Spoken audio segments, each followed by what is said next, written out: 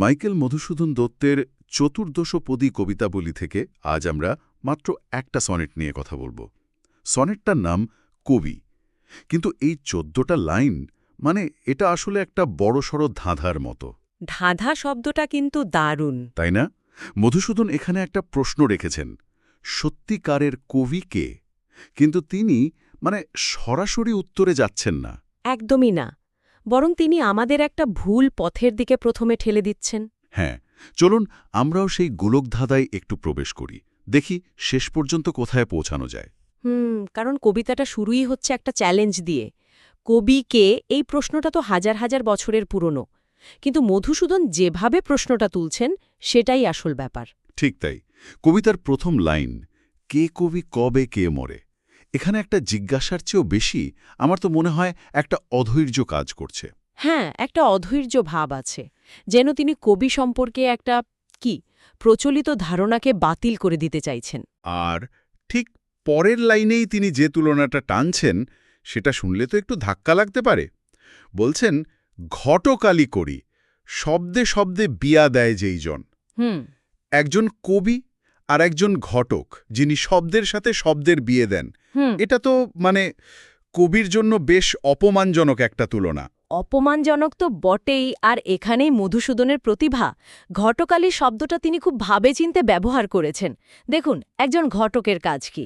দুটো পরিবার বা দুটো মানুষের মধ্যে সম্বন্ধ তৈরি করা। ঠিক, কাজটা সামাজিকভাবে দরকারি, কিন্তু এর মধ্যে প্রাণের কোনো আবেগ নেই, আত্মার সংযোগ নেই। এটা একটা যান্ত্রিক প্রক্রিয়া, একটা ফর্মুলা মেনে চলা আর কি। আচ্ছা, মধুসূদন বলছেন যে লোকটা শুধু শব্দের সাথে শব্দের মিল খোঁজে, ছন্দের হিসেব করে, সে তো ওই ঘটকের মতোই। তার কাজটা নিছকেই একটা কারিগরি। কিন্তু এখানে আমার একটা প্রশ্ন আছে। অনেক মহান কবি তো তাদের অবিশ্বাস্য শব্দচয়ন বা ছন্দের দক্ষতার জন্য বিখ্যাত। অবশ্যই। যেমন ধরুন, সংস্কৃত কাব্যে বা শেক্সপিয়ারের সনেটেও তো কারিগরি দক্ষতার চূড়ান্ত নিদর্শন রয়েছে। তাহলে মধুসূদন কি সেই সব দক্ষ কারিগরদের কবি হিসেবে অস্বীকার করছেন? এটা কি একটু বেশি কঠোর হয়ে গেল না? খুব ভালো প্রশ্ন। আমার মনে হয় তিনি কারিগরিকে অস্বীকার করছেন না। তাহলে তিনি শুধু কারিগরিকেই কবিত্ব বলতে নারাজ। দক্ষতা বা স্কিল তো একটা মাধ্যম, একটা ধরুন গাড়ি, কিন্তু গাড়িটা থাকলেই তো হবে না। তাকে কোথাও নিয়ে যাওয়ার জন্য একজন চালক লাগবে, একটা গন্তব্য লাগবে। চালিকা শক্তি। একদম। মধুসূদনের মতে সেই চালিকা শক্তি বা গন্তব্য হল কল্পনা।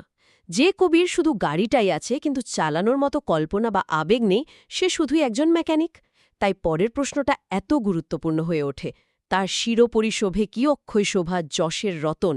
অর্থাৎ এই যান্ত্রিক কারিগর কি অমরত্বের মুকুট পরা যোগ্য? কবিতার সুরেই তো স্পষ্ট যে মধুসূদনের উত্তর একটা জোরালো না, একটা বড় না। বেশ, তাহলে তিনি একটা না বলে দিলেন। যিনি শুধু শব্দ সাজান তিনি কবি নন। কিন্তু এতে তো একটা বিরাট শূন্যস্থান তৈরি হল। এই শূন্যস্থান তিনি কি দিয়ে পূরণ করছেন? উত্তরটা বেশ আশ্চর্যজনক। তিনি কোনো উন্নত কৌশলের কথা বলছেন না, তিনি বলছেন একটা দেবীর কথা। ঠিক এখানেই কবিতার মোড় ঘুরে যায়। প্রথম পর্বে যাকে তিনি বাতিল করলেন, তার ঠিক বিপরীত একটা ছবি তিনি দ্বিতীয় পর্বে আঁকছেন। তিনি বলছেন, সেই কবি মোর মতে কল্পনা সুন্দরী যার মনঃকমলেতে পাতেন আসন। খেয়াল করার মতো ব্যাপার। তিনি বলেননি যার মাথায় কল্পনা আসে বা যে কল্পনা পড়তে পারে। না, তিনি বলছেন কল্পনা সুন্দরী কবির মনঃকমলে আসন পাতেন। একদম। এই মনঃকমল শব্দটা কিন্তু শুধু একটা কাব্যিক শব্দ নয়, এর একটা গভীর তাৎপর্য আছে। আমি এতদিন ওটাকে শুধু একটা সুন্দর কাব্যিক শব্দ হিসেবেই ভেবে এসেছি। দেখুন, পদ্ম বা কমল ভারতীয় আধ্যাত্মিকতায় শুধু একটা ফুল নয়, এটা বিশুদ্ধতা, সৃজনশীলতা আর চেতনার প্রতীক। আচ্ছা, যেমন আমাদের শরীরের শক্তিকেন্দ্র বা চক্রগুলোকে পদ্মের সাথেই তুলনা করা হয়, ঠিক তাই যখন মধুসূদন বলেন কল্পনার দেবী কবির মনের পদ্মে বসেন, তখন তিনি আসলে বলছেন যে কবির মন কোনো শব্দের কারখানা নয়। এটা একটা পবিত্র স্থান, একটা মন্দির। একদম, যেখানে সৃজনশীলতার জন্ম হয় এক প্রায় আধ্যাত্মিক প্রক্রিয়ার মাধ্যমে। এটা ওই যান্ত্রিক ঘটকালীর সম্পূর্ণ বিপরীত। বাহ, তাহলে কবির মন হল একটা মন্দির, আর কল্পনা তার অধিষ্ঠাত্রী দেবী। আর এই দেবী কি করেন? পরের লাইনটা তো আরও রহস্যময়। কোনটা? অস্তগামী ভানুপ্রভা সদৃশ বিতরী ভাবের সংসারে তার সুবর্ণকিরণ। অস্তগামী সূর্যের আলোর মতো সোনালি আভা, যা ভাবের সংসারে বা অনুভূতির জগতে ছড়িয়ে পড়ে। এর মানেটা কি? কেন অস্তগামী সূর্য, দুপুরের প্রখর সূর্য নয় কেন? কারণ দুপুরের সূর্য হল বাস্তবতার প্রতীক। তার আলোয় সবকিছু স্পষ্ট, কাটা কাটা, কঠিন। সেখানে কোনো মায়া নেই, রহস্য নেই। কিন্তু অস্তগামী সূর্যের আলো কেমন? নরম, সোনালি, স্নিগ্ধ। সেই আলোয় বাস্তব জগৎটাই কিন্তু বদলে যায়। হ্যাঁ, একটা সাধারণ গাছ বা বাড়িকেও অসাধারণ মায়াময় মনে হয়। ছায়াগুলো দীর্ঘ হয়, রং বদলে যায়। ঠিক। মধুসূদন বলছেন, কবির কল্পনাও তাই। সে বাস্তবকে হুবহু নকল করে না, বরং অনুভূতির জগতে ওই অস্তগামী সূর্যের মতো একটা সোনালি আভা ছড়িয়ে দেয়, যা কঠিন বাস্তবকে একটা নতুন, কোমল ও সুন্দর রূপে আমাদের সামনে হাজির করে। তাহলে কবি বাস্তবতার ফটোগ্রাফার নন, বরং তিনি অনুভূতির রূপকার। তার কল্পনা বাস্তবকে নতুন আলোয় রাঙিয়ে তোলে। একদম। এই সুবর্ণকিরণ বা সোনালি আভাটাই হলো কবিতার আসল কাজ, যা আমাদের দগ্ধ করে না, কিন্তু আমাদের ভেতরটাকে আলোকিত করে। ঠিক। আর এই ভাবের সংসার বা অনুভূতির জগৎটাই কবির আসল কর্মক্ষেত্র। এখানেই তিনি ঘটকের থেকে আলাদা। ঘটক কাজ করে বাইরের জগতে, দুটো মানুষকে এক করে। আর কবি কাজ করেন আমাদের ভেতরের জগতে। আমাদের অনুভূতির সাথে বাস্তবতার বিয়ে দেন এক নতুন উপায়ে। বাহ, দারুণ বলেছেন। এই অনুভূতির জগৎ শব্দটা খুব গুরুত্বপূর্ণ, কারণ কবিতার শেষ 6 লাইনে, মানে শেষ স্টেটে গিয়ে মধুসূদন ঠিক এটাই করছেন। হ্যাঁ, তিনি দেখাচ্ছেন যে কবি এই অনুভূতির জগতের একছত্র অধিপতি। কবিকে এমন সব ক্ষমতা দিচ্ছেন যা প্রায় ঐশ্বরিক। তিনি আর সাধারণ মানুষ নন, তিনি যেন একজন ঋষি বা জাদুকর। হ্যাঁ, এই অংশটাই কবিতার ক্লাইম্যাক্স। এখানে মধুসূদন আর তত্ত্বকথা বলছেন না, সরাসরি উদাহরণ দিচ্ছেন কবির অলৌকিক ক্ষমতার। প্রথম ক্ষমতাটাই দেখুন, আনন্দ আক্ষেপ ক্রোধ, যার আজ্ঞা মানে কবির আদেশে নাকি আনন্দ, দুঃখ, ক্রোধের মতো তীব্র আবেগগুলো নিয়ন্ত্রিত হয়। কিন্তু আজ্ঞা বা আদেশ মেনে চলা, এটা তো খুব শক্তিশালী শব্দ। খুব শক্তিশালী। এর মানে কি কবি আমাদের আবেগ নিয়ে খেলা করতে পারেন? এর কি কোনো অন্ধকার দিকও থাকতে পারে? এটা একটা গভীর প্রশ্ন। আজ্ঞা মানে শব্দটা শুনলে মনে হতে পারে কবি একজন স্বৈরাচারী শাসক। হ্যাঁ, আমারও তাই মনে হচ্ছিল। কিন্তু আমার মনে হয় মধুসূদন এখানে নিয়ন্ত্রণের কথা বলছেন এক শিল্পীর মতো। ধরুন, একজন অর্কেস্ট্রা কন্ডাক্টর যেমন ইশারায় বেহালাকে কখনো করুণ সুরে বাজান, আবার কখনো ড্রামকে সজোরে বাজাতে বলেন। আচ্ছা। কবিও ঠিক সিধাবি শব্দের মাধ্যমে আমাদের ভেতরের আবেগগুলোকে পরিচালনা করেন। শেক্সপিয়ারের ম্যাকবেথ পড়ার সময় আমাদের মনে যে ভয় বা করুণার জন্ম হয়, সেটা তো শেক্সপিয়ারেরই সৃষ্টি। তিনি আমাদের সেই আবেগের সফরে নিয়ে যেতে চেয়েছিলেন। ঠিক।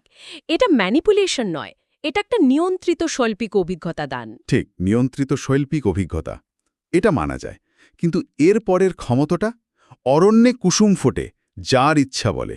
কবির ইচ্ছায় জঙ্গলে ফুল ফোটে। হ্যাঁ, এটা তো সরাসরি রূপকথার জগতে চলে গেল।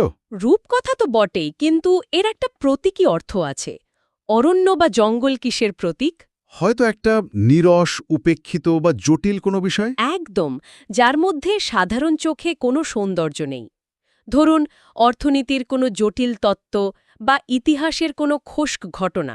কিন্তু একজন প্রতিভাদান কবি বা লেখক যখন সেই বিষয়টা নিয়ে লেখেন, তখন তার লেখনের গুণে সেই নীরস বিষয়টার মধ্যেই আমরা সৌন্দর্যের ফুল ফুটে উঠতে দেখি। ও আচ্ছা, এটাই কবির ইচ্ছা শক্তিতে জঙ্গলে ফুল ফোটানো। হ্যাঁ, তিনি অসুন্দরের ভেতর থেকে সৌন্দর্যকে আবিষ্কার করেন। দারুণ ব্যাখ্যা। তাহলে প্রথমে তিনি আবেগকে নিয়ন্ত্রণ করলেন, তারপর অসুন্দর থেকে সৌন্দর্য সৃষ্টি করলেন, আর এরপর তো তিনি স্বর্গকেই মর্তে নামিয়ে আনছেন। ঠিক। নন্দন কানন হতে যে সুজন আনে পারিজাত কুসুমের রম্য পরিমলে। পারিজাত হল স্বর্গের ফুল, এর ঘ্রাণ তো অপার্থিব। কবি তার কবিতার মাধ্যমে আমাদের এমন এক অনুভূতি বা জগতে নিয়ে যেতে পারেন যা আমাদের প্রতিদিনের জীবনের ঊর্ধ্বে। ভালো কবিতা পড়লে আমাদের মনে যে স্বর্গীয় আনন্দ হয়, সেটাই হল মর্তে বসে পারিজাতে সুগন্ধ পাওয়ার মতো। তিনি সেই অপার্থিব অভিজ্ঞতাকে শব্দের মাধ্যমে আমাদের কাছে পৌঁছে দেন। একদম। এবং সবশেষে যে ক্ষমতার কথা বলা হয়েছে, সেটা আমার সবচেয়ে প্রিয় এবং সম্ভবত সবচেয়ে শক্তিশালী। বলুন তো। মরুভূমে তুষ্ট হয়ে যাহার ধ্যানে বহে জলবতী নদী মৃদু কলকলে। কবির ধ্যানে মরুভূমিতেও নদী বয়ে যায়। এখানে সবচেয়ে গুরুত্বপূর্ণ শব্দ হল ধ্যান। ধ্যান মানে গভীর একাগ্রতা, এক ধরনের সৃষ্টিশীল সাধনা। মরুভূমি হল প্রাণহীনতা, শূন্যতা, হতাশার প্রতীক। ঠিক, যখন আমাদের জীবন বা কোনো পরিস্থিতিকে মরুভূমির মতো মনে হয়, একদম শুকনো, আশাহীন, তখন কবির কল্পনা বা ধ্যান সেখানেও জীবনের সঞ্চার করতে পারে। তার কবিতা সেই হতাশ অবস্থাতেও আশা, সৌন্দর্য আর প্রাণের মৃদু কলকল শব্দ তৈরি করতে পারে।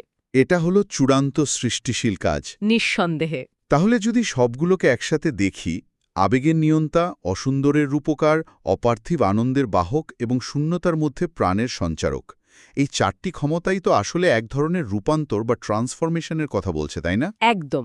প্রতিটি ক্ষমতাই হল রূপান্তর ঘটানোর ক্ষমতা। কবি বাস্তবকে নেন, কিন্তু তাকে বদলে দেন। তিনি অনুভূতিকে নতুন রূপ দেন, বিষয়কে নতুন রূপ দেন, হতাশাকে আশায় রূপান্তরিত করেন। এটাই হলো কবির আসল জাদু। এখানে তিনি শব্দের কারিগর থেকে স্রষ্টার পর্যায়ে উন্নীত হন। তাহলে পুরো আলোচনাটা যদি এক জায়গায় আনি, আমাদের ধাঁধার উত্তরটা কি দাঁড়ালো? মধুসূদনের মতে কবি শব্দের ঘটক নন, তিনি কল্পনার উপাসক। এবং প্রাণহীন মরুভূমিতেও জীবনের নদী বয়ে দেন। আর একমাত্র তিনি যশের রতন বা অমরত্বের মুকুট পরার যোগ্য। আমরা একটা প্রায় অপমানজনক তুলনা দিয়ে শুরু করে শেষ পর্যন্ত একজন প্রায় ঈশ্বরের মতো স্রষ্টার কাছে পৌঁছালাম। ঠিক তাই। মধুসূদন কবিকে প্রায় একজন দ্রষ্টা বা ঋষির পর্যায়ে তুলে ধরেছেন, যার কাজ শুধু বিনোদন দেওয়া নয়, বরং সৃষ্টি করা। তবে এই কবিতাটা নিয়ে এত কথা বলার পরেও আমার মনে একটা প্রশ্ন থেকে যায়। কি প্রশ্ন? কবিতাটি তো আগাগোড়া কবির ভেতরের শক্তি, মানে তার কল্পনার কথা বলল, কিন্তু এই পুরো সমীকরণে পাঠক কোথায়? আচ্ছা, যে কবি নিজের ধ্যানে মরুভূমিতে নদী সৃষ্টি করতে পারেন, তার সেই সৃষ্টিকে পূর্ণরূপে অনুভব করার জন্য কি পাঠকেরও সমানভাবে কল্পনাপ্রবণ হতে হয় না? এটা তো ভাবার মতো বিষয়। অর্থাৎ কবির সৃষ্টিকে সার্থক করে তোলার জন্য পাঠকের কল্পনা শক্তি কতটা জরুরি? কবির তৈরি করা সেই নদীর কলকল ধ্বনি শোনার জন্য পাঠককেও তো কান পাততে হবে, চোখ বন্ধ করে সেই মরুভূমির ছবিটা ভাবতে হবে। কবি আর পাঠকের কল্পনার মিলন। একদম। সেই মিলন না ঘটলে কি সেই সৃষ্টি আদৌ সম্পূর্ণ হয়? হয়তো আসল জাদুটা কবির মনেও ঘটে না, পাঠকের মনেও না, ঘটে দুজনের কল্পনার মিলনের ওই আশ্চর্য মুহূর্তে।